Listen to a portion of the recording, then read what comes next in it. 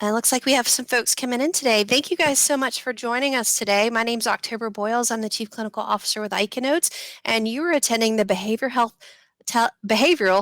telehealth liability considerations today. So we have an excellent speaker today. Her name is Cheryl Gregory.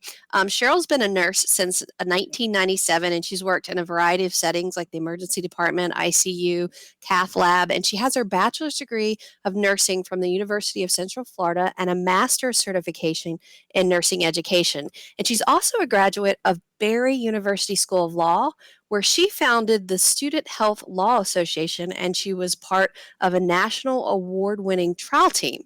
And she also worked for or interned for the state attorney's office as well as several medical malpractice attorneys. She's well versed in healthcare liability, both from the plaintiff and the defendant's perspective. And Cheryl's enrolled currently in Washington State University PhD in Nursing Research Program. So, and together with the DNP, she has now co-founded the Healthcare Advisory Institute. And Cheryl, thank you so much for joining us today. We're so glad to have you, and thank you for all the attendees as well. Thank you for having me, October. I appreciate it.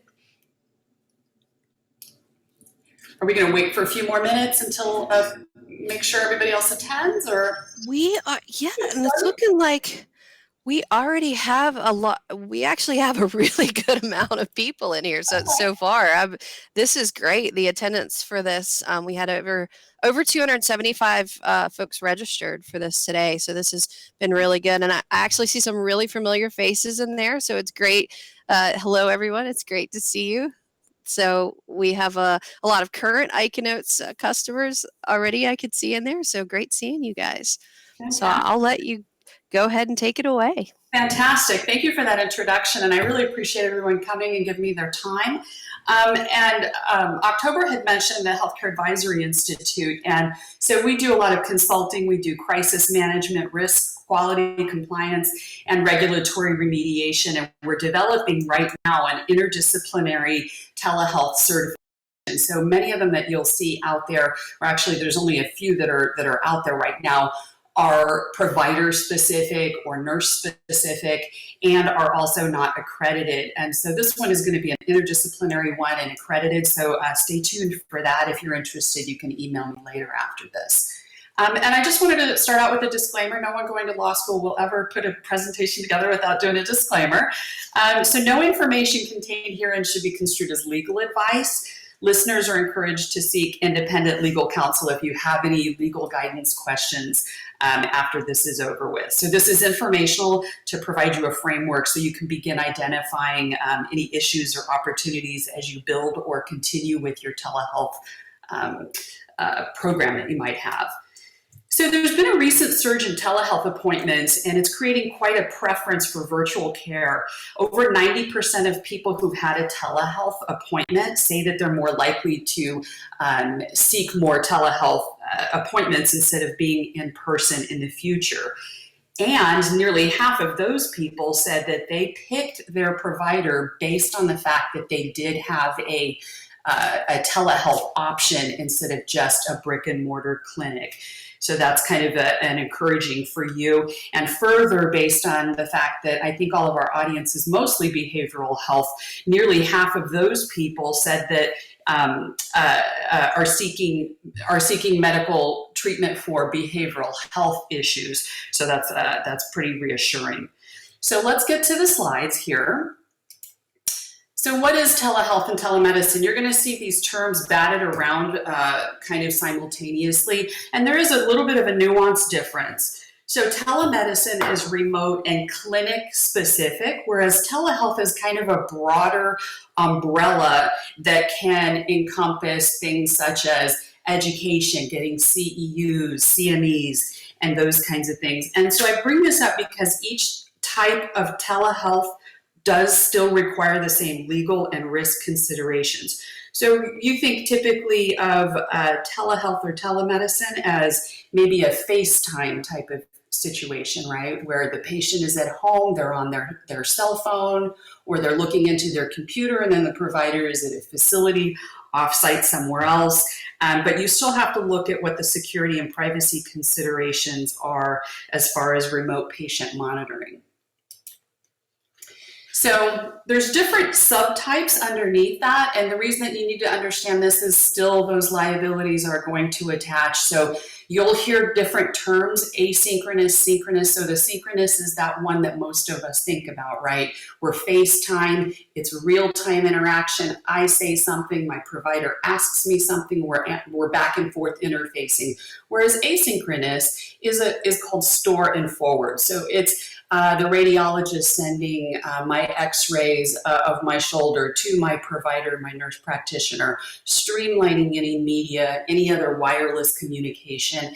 And then the remote patient monitoring, that could be anything such as a Holter monitor to check for a patient's cardiac arrhythmias, blood sugar monitoring, respiratory type of things, your Fitbits and those kinds of things. So just remember that those do still carry liability issues.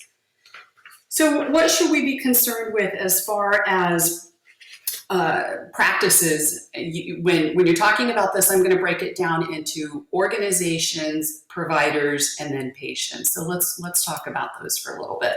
So some of the organizational concerns, we're going to look at insurance coverage, privacy, credentialing, policies, laws, and technology, and a few other things. I was speaking with a colleague of mine from back in law school days, and she is a international cybersecurity broker, and she has generously offered that any attendees here, if you want to email me, she's happy to review all of your insurance policies to make sure that based on your corporate structure and what type of telehealth you're doing, she can identify some vulnerabilities for you. So if you'd like to do that, we'd be more than happy to do that free of charge.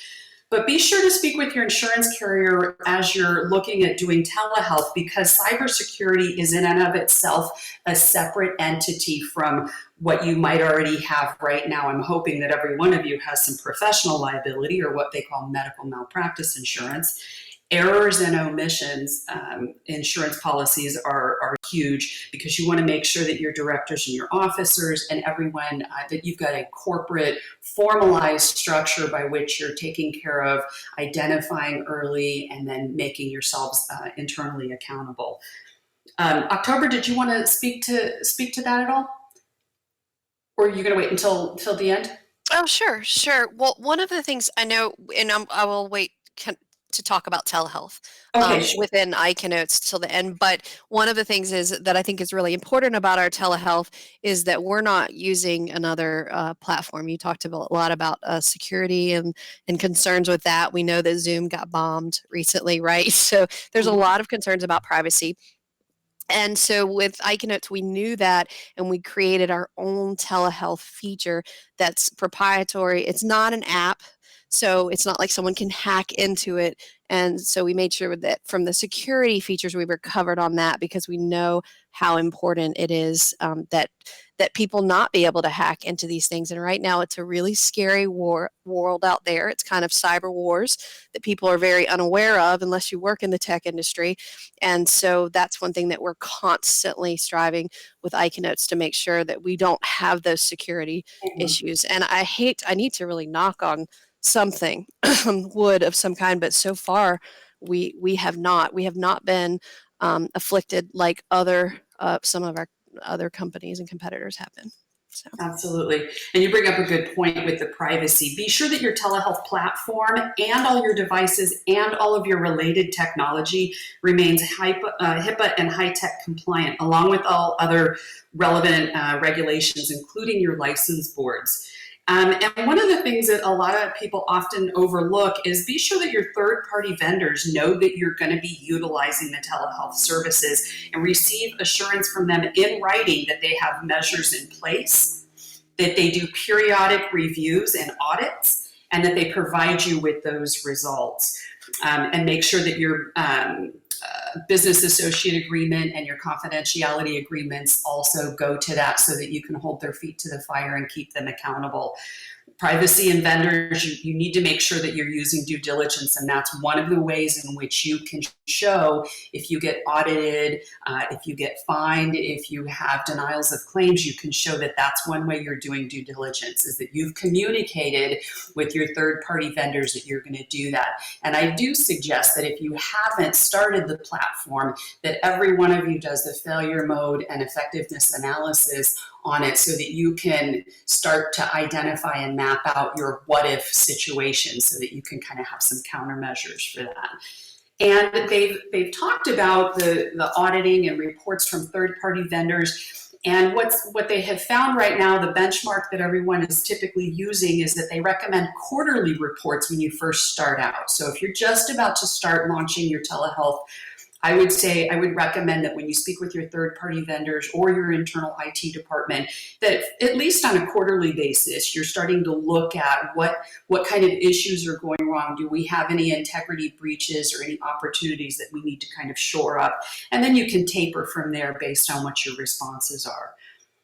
So let's talk a little bit about credentialing. So for those of you that are Joint Commission, I don't know how many of you are Joint Commission accredited.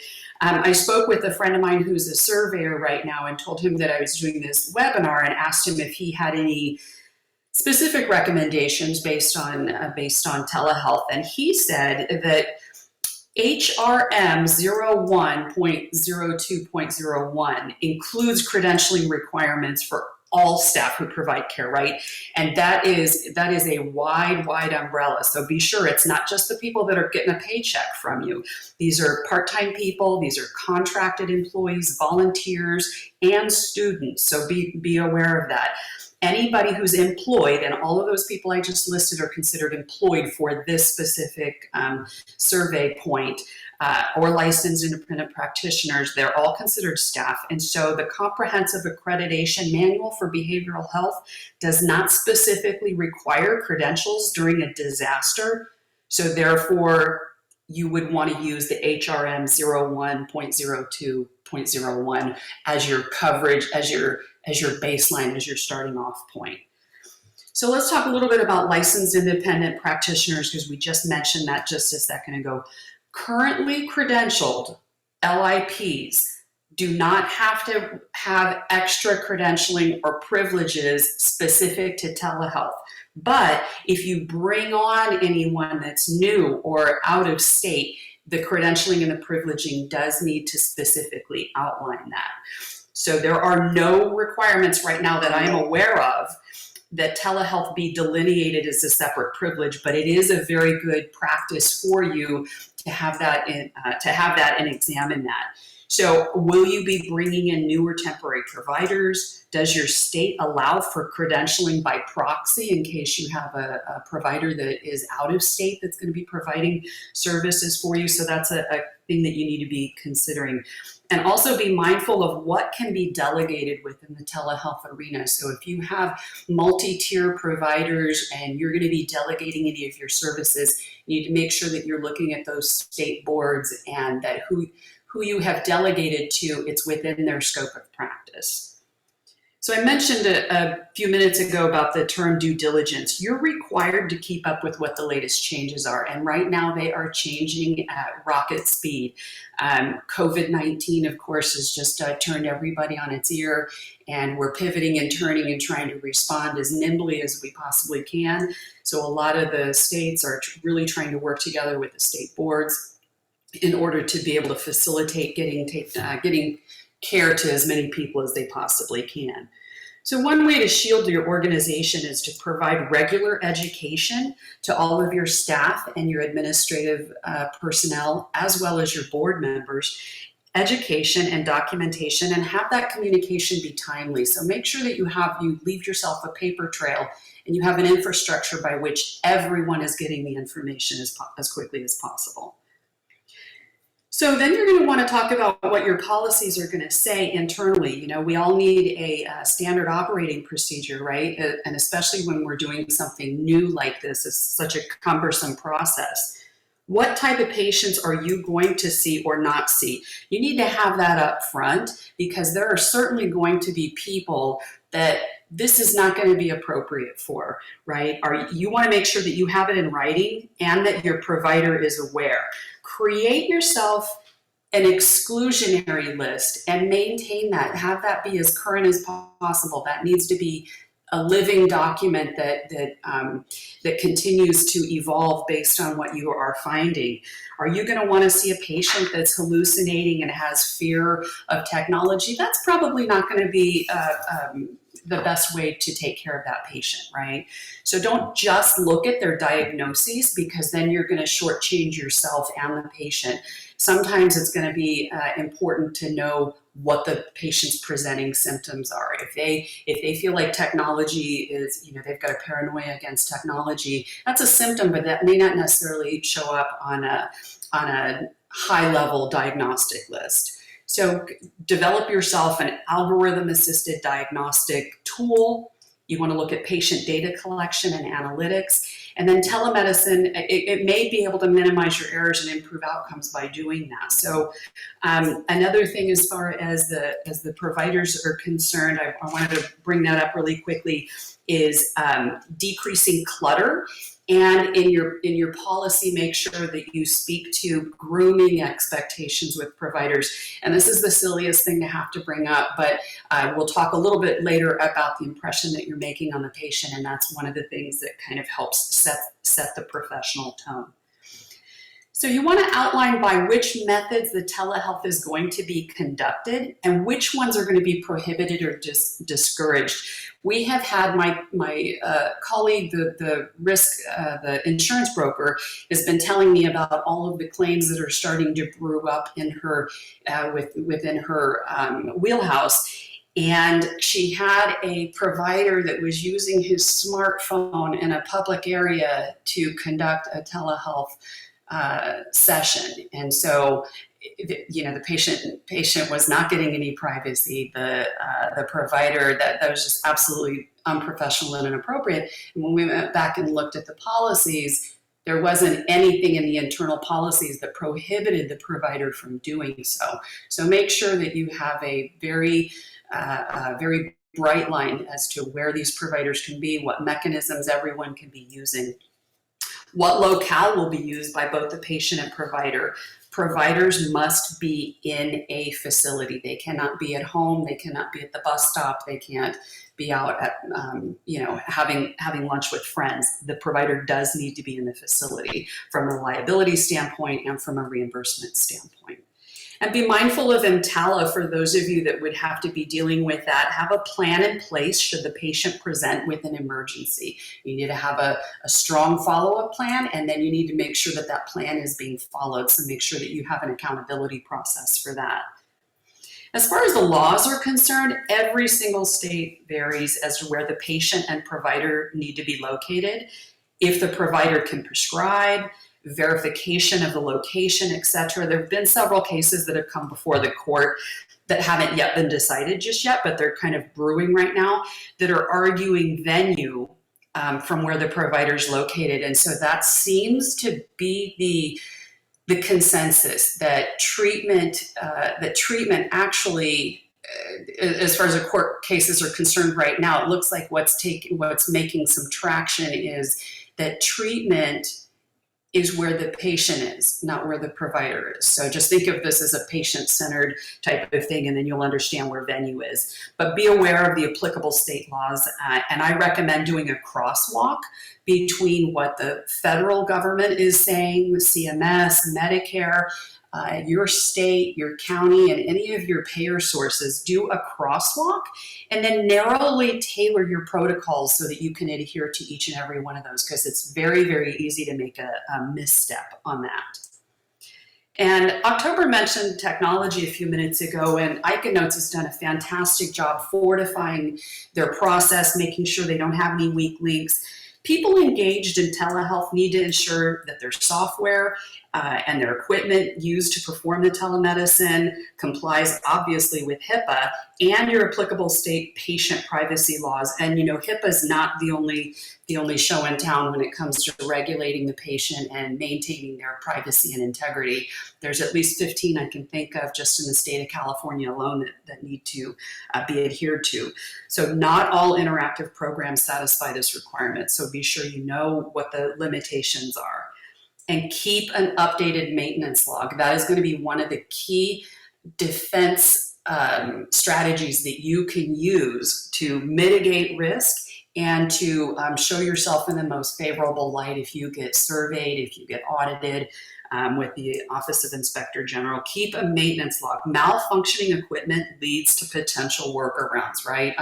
This is not anything new to anybody listening here. And there could be system and practice vulnerabilities, right? So you want to make sure that you have firewalls and all the appropriate safeguards put in place. The latest requirement, and correct me if I'm wrong, October, but it needs to be 128-bit level encryption when you're transmitting data through the telehealth, telemedicine ecosystem.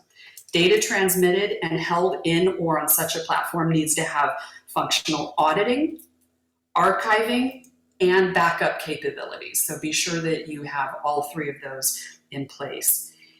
And as far as billing is concerned, most clearinghouses are requiring you to use a certain modifier to indicate that you're using telehealth or telemedicine, and whether it's hub and spoke or whether it's direct to consumer.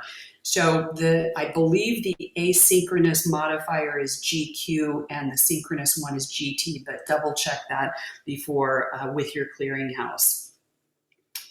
So let's see here. So as far as we've talked about that, we've talked about privacy and credentialing. Does anybody have any questions on that so far, or should I keep going? Cheryl, I think a question that people were asking is a lot of folks were wanting to specify what you meant by facility. It said, do you mean that we cannot work from a home office, which is listed as an administrative office for insurance policies? I think a lot of people had a question about, can our facility mean our home office? Is that? It should be, and all of the states are so different. It'd be really tough to say. But look at what your state policies are saying to you, and what the Medical Practice Act has been saying. Depending on what provider level you are, typically it does need to be part of the organizational corporate structure. I can give you that as enough of an umbrella. Is that? I don't want to get too much more specific. Sure, no, that's good. But it does need to, whatever facility it is, it needs to fall underneath the corporate umbrella. Sure, that's good. We can take those kinds of specific state-specific questions. If anybody wants to email me, I can walk them through that as well. So not a worry. So we're going to talk a little bit about provider concerns. Some of the same things still need to take effect, but some of these have a little bit higher level of importance now that we're talking about telehealth. Obviously, you need to identify yourself, but did you know that failing to provide verification of who you are could be construed as misconduct? So make sure that you either have a name tag on, you've said it out loud. I have also seen that in some telehealth situations. I had my very first telehealth visit about a month and a half ago, and the nurse practitioner had her name on a kind of on a ribbon underneath the screen, so I could see that the whole entire time, which was really nice. And then you need to identify the patient. You need to verify that they are who they are. I know that when I had my visit, I had to show my driver's license up to the camera. Have them confirm their location, being state specific. I am in Richland, Washington, and I know that there are a few states that are playing around with the idea of having the patient ping their location to the provider so that they can verify that. You want to make sure that both the provider and the patients are in states that you are covered with, and that you understand what those state laws, so that you're not practicing outside your scope of practice. And again, as I said earlier, it's the location of the patient that defines where care has been delivered, and that's the jurisdiction of applicable regulations. So you need to understand where they are to protect them and to protect you. So let's talk about obtaining consent. And so this is going to be twofold. So this is going to be a little bit extra than what you would do in person. You need to create a consent to the telehealth process itself, not just treatment, not just consent to treatment. It needs to be consent to telehealth. You need to have a form for that. And this is going to be different than the consent to treat. Like I said, make sure that you know your state's requirements as who can obtain consent. So there are some states that allow the nurse on the front end to do that.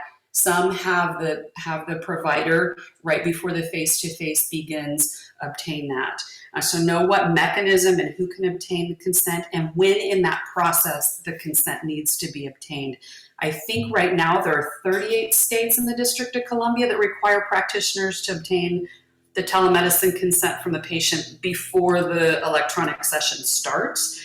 And so while it's not exactly a consent to treat document, telemedicine consent does provide evidence in your note that the patient agreed, right? I understand, yes, I'm willing and agreeable to go ahead and engage in this telehealth process and be treated by a distant provider via telemedicine. So if you want to check your state Medicaid and medical boards for any language, a lot of times they have some verbiage that you could just cut and paste and have that be specific to your area.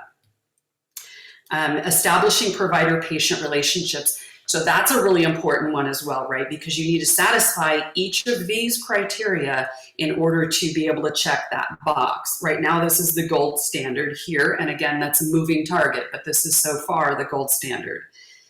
Having a face-to-face history, which you can obtain by patient in real time or using audio or visual and any interactive electronic means. You need to have received or have access to the patient's health records, including the name and the address of the patient's primary care provider, right? Because we need to have another link in the chain as far as making sure that they're getting their follow-up care. You need to be able to do a physical exam that's appropriate to the principal complaint that they've made to be able to make a diagnostic and therapeutic plan with the patient. You need to discuss the diagnosis or treatment with the patient.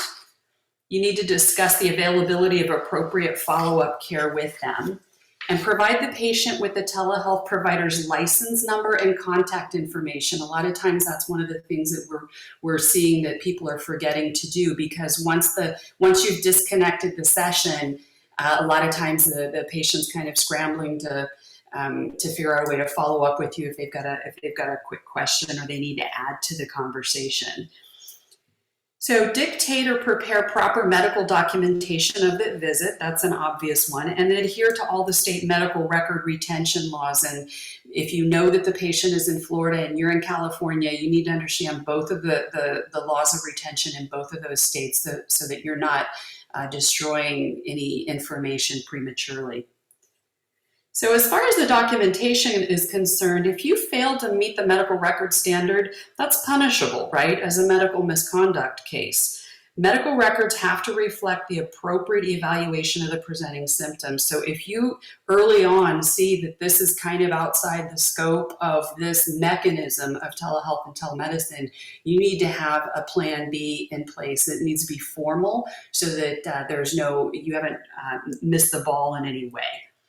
Now, personal communication with the patient that's not part of the medical record. Let's say I've texted my nurse practitioner prior to my telehealth meeting with them and I've sent them a picture of my wound or what have you. It's not necessarily part of our telehealth session, but that communication needs to go somewhere, right? So you need to be able to have a place, a mechanism or a place to store those that's outside of the medical record, but is a supplement to that session. One of the other areas that we've really seen people dropping the ball, or opportunities to improve, I should say, is be sure you have a written protocol to handle and track your referrals and follow-ups, because we're seeing that we're telling people they need to follow up with XYZ or do this, that, and the other and return to us, and they're not coming back. And especially in telehealth, when patients are homicidal or suicidal, we really need to make sure that we're closing that loop so that everyone stays safe. So we're seeing a lot of claims activity for failure to follow up. So be sure to have a mechanism for that. The other thing you need to think about is evaluating, treating, and prescribing. Prescribing laws are so widely varied based on location and what substance you're going to be prescribing or considering prescribing. Some states have very strict laws regarding who can prescribe medication through telemedicine, so it's really important that you understand what laws are applicable where you're practicing and where your patient is. Some states have completely banned prescribing through telemedicine completely. They just don't even want to open up that bag of worms, and then some others allow it if you've already got an established patient-provider relationship. So now we're going to talk a little bit about licensure portability, right? Because you have a license in California and you've got all these other patients in different places, and it's important to understand how to be more nimble about that so that we can broaden our scope and see as many patients as we can. I'll give you a little example as to why this is kind of important.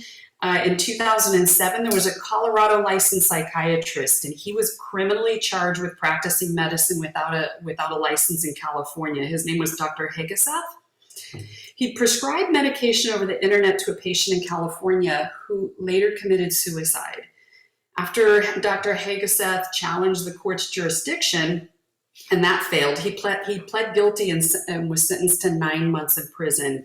So the case kind of demonstrates how complex telemedicine is from a legal perspective and the importance of understanding and giving physicians and providers education regarding licensure requirements for practicing telemedicine across state lines. So one of the ways that the federal government and the medical boards and NP boards and social worker boards have decided to tackle this idea is to have compact licensure agreements.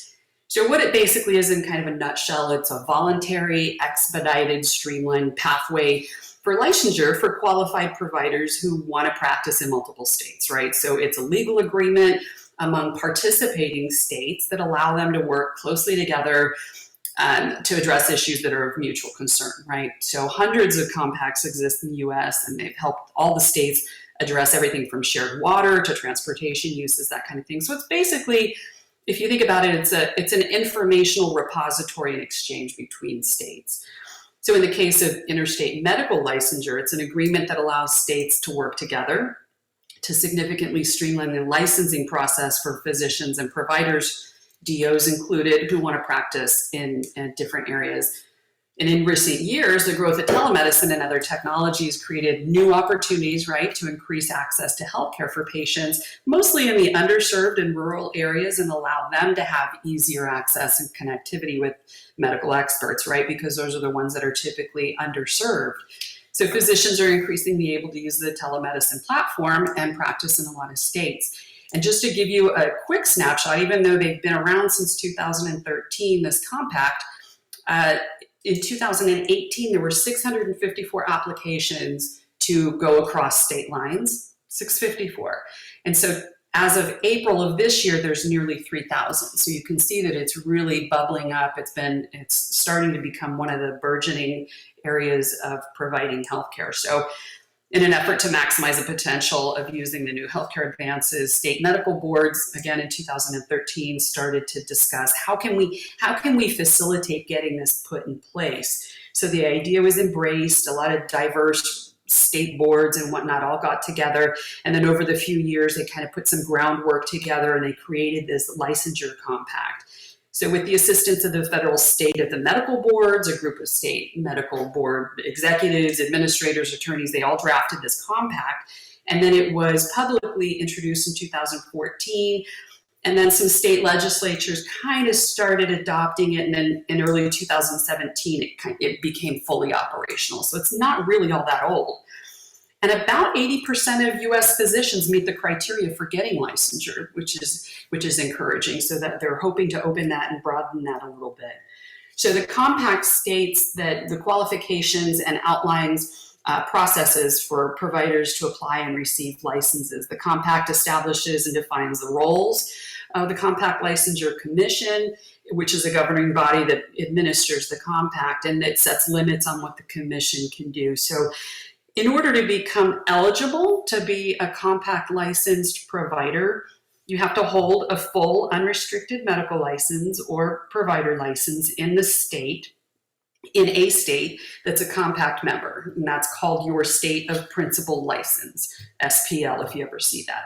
And then you at least have to have one of these 4 criteria. Your primary residence is in the state of principal license, or at least 25% of your practice occurs in SPL, or your employer is located in that state, or you use the SPL as your state of residence for federal income tax purposes. So any 4 of those would allow you to have criteria for the SPL.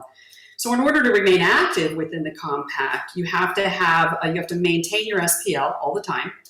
You can redesignate later if you decide that you want to relocate elsewhere to another place after you've received your initial qualification, as long as that state is also participating in the compact state.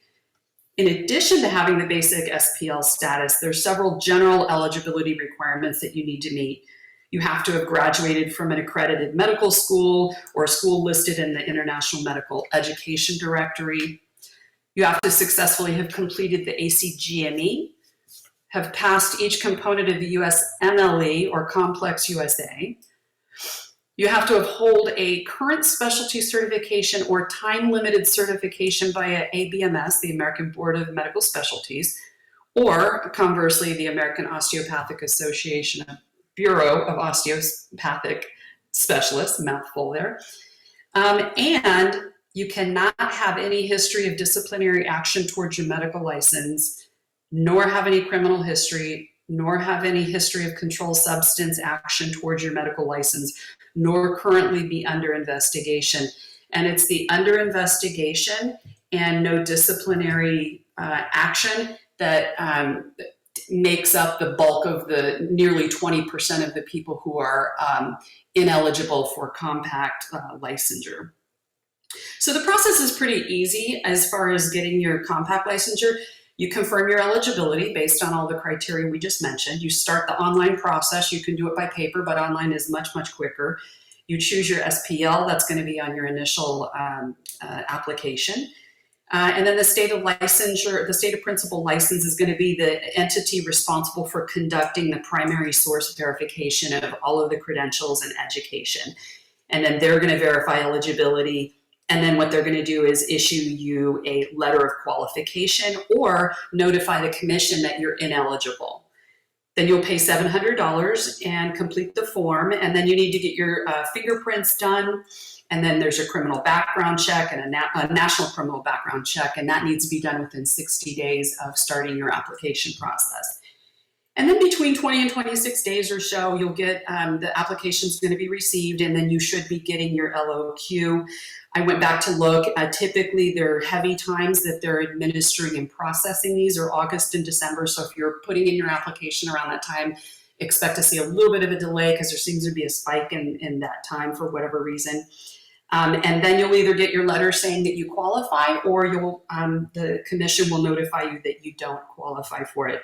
Then you'll pay your state license fees, and then you'll sign documents using DocuSign, and then the medical boards of compact states will issue you your license within just a few days, actually. It's a pretty quick process. And then after you get your license, the compact doesn't require you to maintain or participate in a maintenance of certificate process. So as long as you have a certification, board certification, prior to the eligibility, you don't need to maintain that once you've been deemed eligible. So if you go onto the website, and I'll give that to you if you want to email me, I can send it to you. There's a website that is specific, and it will show the US map, and you can go on there and click it. And then it does a crosswalk of all the regulatory requirements to receive state licensure through the compact. So if any participating board takes action against the provider who has a compact license, all the boards within the compact are notified and authorized to take similar action through their regulatory complaint process. So it's a pretty quick domino effect, and I've seen it happen. It's at a staggering pace. That's one of the only things that I've seen go really, really quickly. So that is the compact in a little bit of a nutshell. So let's a little technical difficulty here. There we go. We've talked about identifying the patient. We've talked about consent being twofold, not just consent to treatment, but consent to the format of the treatment. We've talked about provider and patient relationships, having the appropriate documentation pieces in place. We've talked about what sufficient documentation looks like, making sure that you're evaluating for the patient's presenting symptoms. And we've talked about the importance of having written protocols for handling and tracking referrals, because again, that is just one of the biggest problems that we're seeing when we go in and do organizational risk assessments on providers and organizations that are starting telehealth. That's one of the big areas of opportunity. And then prescribing, just know your laws, know the laws of where you're at and where your patient is. Licensure portability, we've talked about that. So let's get to the patient. Let's talk about what the patient's aspect is here. A strong physician-patient or provider-patient relationship improves care and wards off malpractice.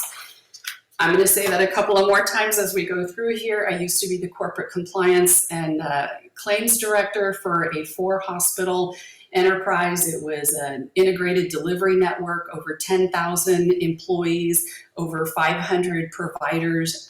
I was taking care of all the medical malpractice claims for that institution. And I will tell you, the number one trigger for medical malpractice claims is that the patient is dissatisfied with their interaction with the provider. So that is the sentinel trigger. There was a sentinel study that found that physicians that didn't have medical malpractice claims employed the following best practices. They communicated with their patient. They oriented the patient about what the visit would entail. And that's especially true in telehealth. You know, they don't know what they're expecting. And especially in mental health, they may have some anxiety that decreases their ability to take in that information, right? So giving them a little bit of a roadmap. Hello, Miss Gregory, I'm your nurse practitioner. This is what we're going to be doing today. We're going to talk about, and then just kind of map out that process for them. That gives them an idea of what to be expecting. That and the no malpractice providers also solicited opinions and concerns. They verified patient understanding, and they spent more time during the office visit. They didn't give them the bum's rush. So interacting with them, engaging with them, asking them questions, building it as a partnership rather than the patient is the victim of the care has always been best practice. A third of medical malpractice litigation, they say, was related to communication problems manifested by the provider appearing anywhere from being attentive to being discourteous to providing not enough information for the patient to feel like they're making an informed decision. Research shows that a positive rapport with patients, largely based on quality communications, influences whether a patient's going to make a malpractice claim or not. It's just that simple. So the takeaway from this for administrators and everyone in the support roles, provide robust ongoing support to your provider throughout the rollout and beyond. Make sure your provider doesn't come across as frustrated with the technology, because then that sets that tone right away. And once you sour it, it's a lot harder to salvage that experience. When I had my experience about a month ago, I was excited about doing the telehealth because I knew I was doing this webinar, and so I was asking her questions.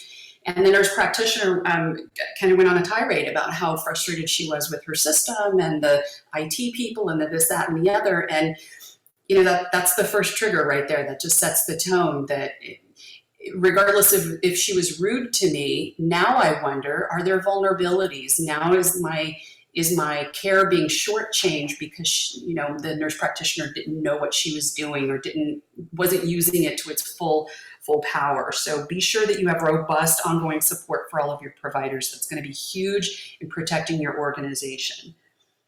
So tools to address patient satisfaction. I know this doesn't sound like a legal thing, but it really does help prevent and mitigate those. Employ patient-centered approach. Solicit their response, ask them for their ideas, ask them their expectations, ask what their preferred pronouns are, right? There's a lot of talk right now in the LGBTQIA community, people who are non-binary. Please ask them what their pronouns are. That really shows that you're doing your due diligence and you're meeting the patient where they are.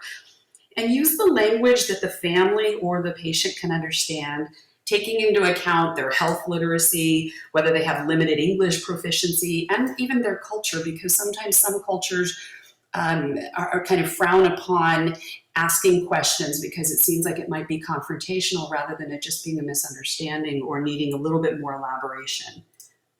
Personalize the information rather than just giving a canned speech to them, and develop a partnership like we talked about. They're not the victims of the care, they're part of that team, right? And review the patient's preference for information. Maybe they want it all rattled out up front, and then we're going to kind of untangle it as we talk. Maybe they want one idea introduced at a time and then continue to talk after that. So that's always been helpful. Present information and help the decision makers reflect on the impact of the various treatment options that they've got, especially taking into account their lifestyle and their values, right? If you're talking to somebody about weight management and this, that, and the other, and they're vegan, you're not going to bring up a lot of meat sources, as a protein recommendation, those kinds of things. And agree on an action plan and complete arrangements for the follow-up. Make sure that they know the address or the phone number of where it is that they're going to be going.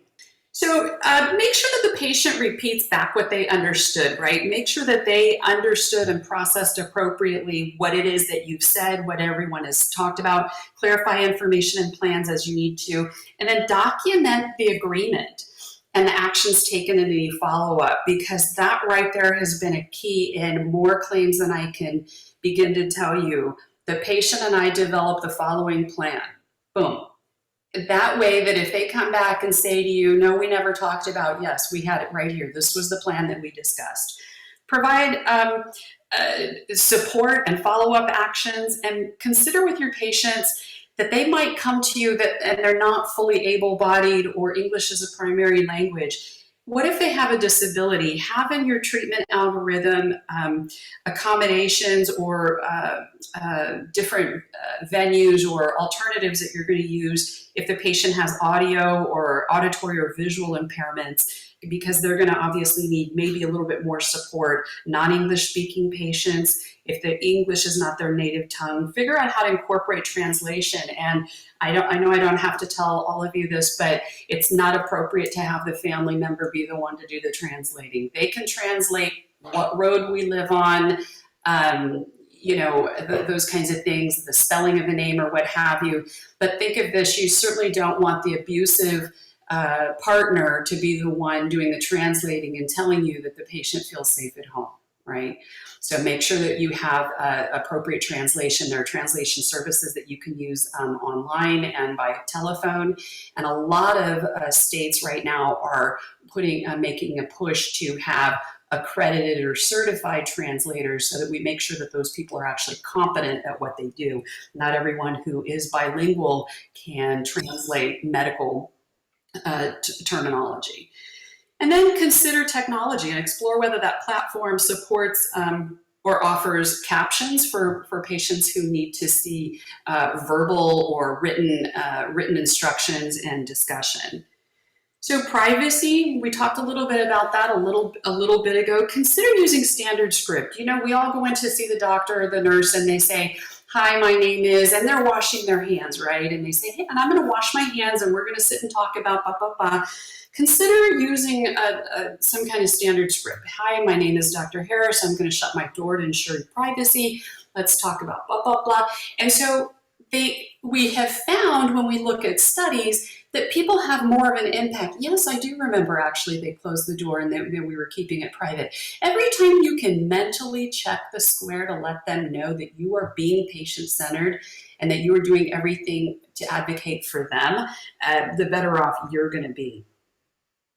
So you may have heard, there's a recent study that's kind of bouncing around the internet right now that found that of about 550 cases, I think this researcher studied, they implied that telehealth and telemedicine providers seem to be kind of immune to medical malpractice claims. Do not believe that hype for 1 second. All the brokers that I've talked to say that it's bubbling up and it's kind of the new thing, and plaintiffs' attorneys are chasing that ambulance around all over the place. The shortcomings of that study, if you've ever looked at that, it didn't include non-reported cases that are currently in litigation, ones that are in arbitrations, one that are out-of-state settlements. And just kind of as a side note, only about a quarter of cases go to trial. I don't know if anybody was aware of that, but when I was working as the claims director, probably 3/4 of them, they either fizzled out, we had to pay out before they even left the hospital, we settled, we we mediated or what have you. So only when you see those cases go up in front of the court, understand that there's at least 75% or 3 times more cases sitting out there bubbling up, and they're trying to dispose of them on some level. So wanted to bring up one interesting case from 2018 that talks about telehealth and going cross country or cross state. It's Frazier versus University of Mississippi, and it involved this little girl from Mississippi, cute little thing. And she had a malformation, and she needed to go to New Orleans to see a pediatric neurosurgeon. The surgeon did the surgery. The little girl returned home with her parents in Mississippi. She started getting home care. She developed some complications, and her home health nurse called the peds neurosurgeon. He directed care. He communicated it electronically with the providers in Mississippi, and the patient wound up suffering permanent brain damage. She required tube feedings, in-home nursing care for like 16 hours a day. It was really bad sequelae. So her parents filed a suit against a slew of providers, alleging various forms of liability theories. The federal court permitted the parents to pursue a claim based on allegations that, get this, the nurse in Mississippi was not permitted to administer the medications that were issued by a provider that wasn't licensed in Mississippi.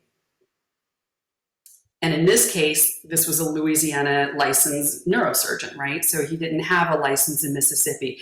The court said the state's Nurse Practice Act specifically defined various acts, including aiding and abetting somebody not licensed in Mississippi in performing activities that required a professional license. And so they dinged her license for unprofessional conduct, and that was a violation of the Nurse Practice Act.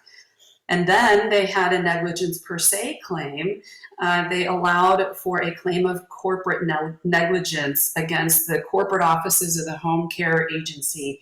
And so they argued that Mississippi regulations required that the home health agency had some kind of a governing body, some kind of an oversight in order that that something like this could be prevented. So understand that it's real, it's out there, and just make sure that you're looking at it. I highly, highly recommend doing failure modes and an effectiveness analysis if you are going to be starting to do a telehealth program. And if you already have a telehealth program and you've identified some glitches, to do a full-fledged root cause analysis so that you can identify areas to shore up treatment. So I am offering free review to all attendees for any existing policies that you have. I can give you my colleagues' information.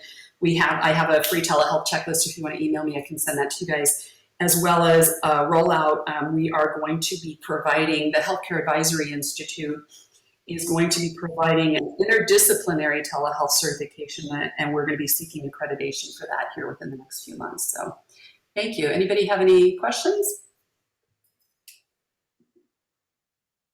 I know I talked a mile a minute. No, you covered a lot of ground, Cheryl, and I really appreciate it. And every time you do a presentation for us, it always scares me to death because you give these real world scenarios that who would have even thought, like that nurse that got hemmed up in that situation. So I really, really appreciate that. We've got some requests for the telehealth checklist, so that are coming in. So we'll get you a list of that. And then what I'm going to do, if it's okay, is I just want to talk to you about some of the safety features and iCanotes that are going to help you with liability. And I'm going to go ahead and share my screen if that's okay. I'm also going to be giving you a sneak peek of the new iCanotes program.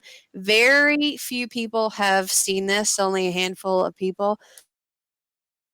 To show you what's important is to show you the actual telehealth services that we provide, and not only in the legacy program, but also in Odyssey program. So are you folks able to see my screen? Let's, It looks like it's loading. okay, so it's gonna go ahead and, all right. So what you're looking at now is really known for is our content, and I'll go through and demonstrate that. But our content in Notes, it's clear, it's professional, it's concise, and we also have a lot of safety features in Notes that will help you. And one of those is our calendar. So you can pull a report of patients that don't have any future appointments, and sometimes clients can fall through the cracks, and you want to reel them back in. That can be done with a simple phone call or text. But if you're not able to identify who those patients are, that can be detrimental. One thing that you talked about was referrals. You mentioned that several times. So we have a referral log for all referrals, and that's housed directly in the client's chart for easy access. And one of the things that's important is having a platform where telehealth is embedded in the program. And that's essential as far as you spoke about audit logs. Those are concerned. It makes it easier to chart if you're a clinician who likes to chart while you're speaking with your clients. And also, you want to make sure that you're not overpaying for telehealth. So with Notes, our telehealth is $10 a month, which is a lot cheaper than some of those big name video audio conferences. I have Zoom and GoToMeeting, so I know how much we pay for those. So, but again, I'm giving you a sneak peek of the program. The new program, it's very easy to enable telehealth. You just literally click the button and telehealth gets enabled. When I go to the home area, this is what the new Notes kind of looks like. You have your calendar there, so you can see exactly what you've done. I can go into my chart room, look at my charts. So I can go in and look at all my active charts. I can search here and look for my chart. So here's Piper Chapman. And in the chart face itself, I can create notes very easily. I can call my notes whatever I would like to call them. So we have case management, group therapy, we have treatment plans. This is just a regular progress note that I could go through and talk about depression and if it's present and if it continues. I'm going to say that Piper's doing, if you've ever seen Piper Chapman and the show Orange is the New Black, I am going to say that she's doing a lot worse. And the frequency is that it's chronic.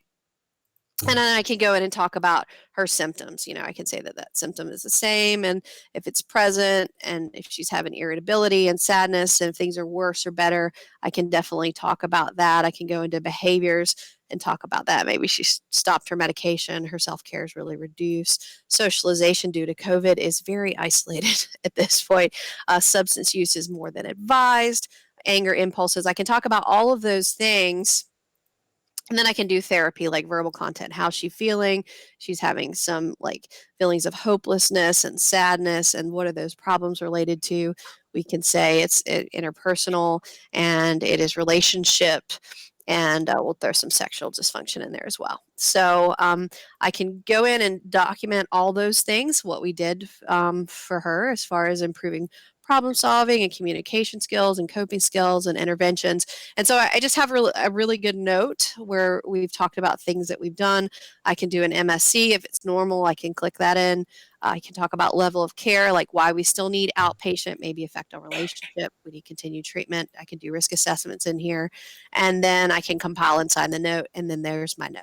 So again, content is kind of what we're known for in Notes, is creating that really clear type of content. But one of the things that I wanted to show you is that from Piper's chart, I can actually initiate the telehealth session right here. So I can start telehealth. Now, right now, everybody is a lot of people are not seeing folks in person.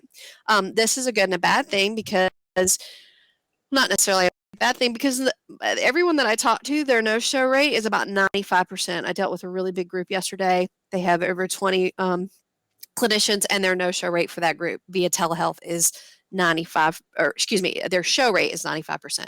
So, which is much better than when people are coming into your office.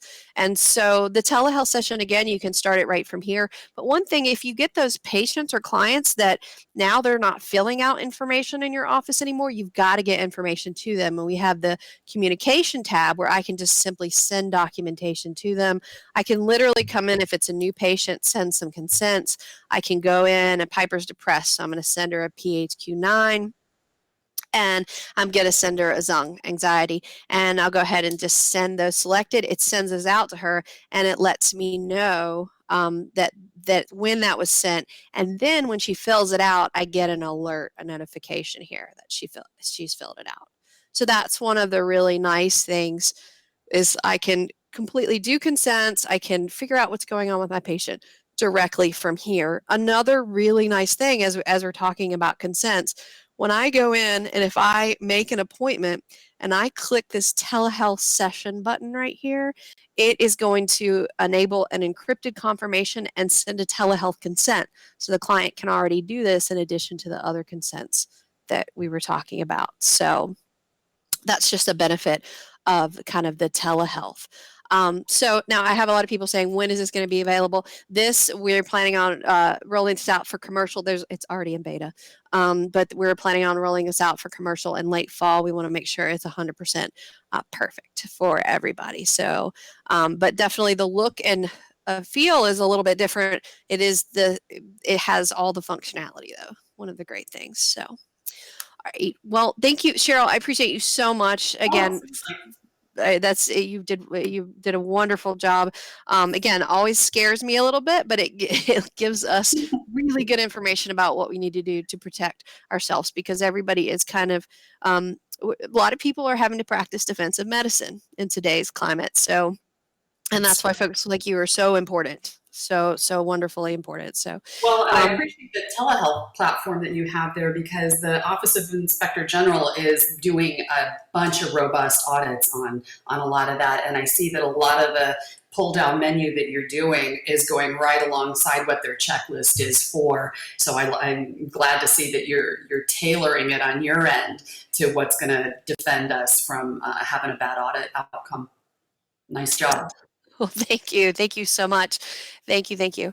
All right. Well, we got some other questions. Does the patient have access to computer? It has to do by phone. You can do, Sally, you can do either. The patient, even our current program, you can do it by phone or you can do it by computer. And you can pick whether to send a text message to the patient or to send them an email. So I hope that's helpful. And they don't have to download anything. There, as I mentioned before, we don't have an app. We don't have an app for the specific purpose. If we put an app out there, that opens up access to too many people. So if you're not an iCanotes customer, we don't want you having access to that. So apps are a really good way of getting hacked. So just to kind of throw that out there. So it's all within the very secure system of iCanotes. So again, thank you, folks. I want to be cognizant of everybody's time. Thank you so much, and y'all have a wonderful day. Thank you.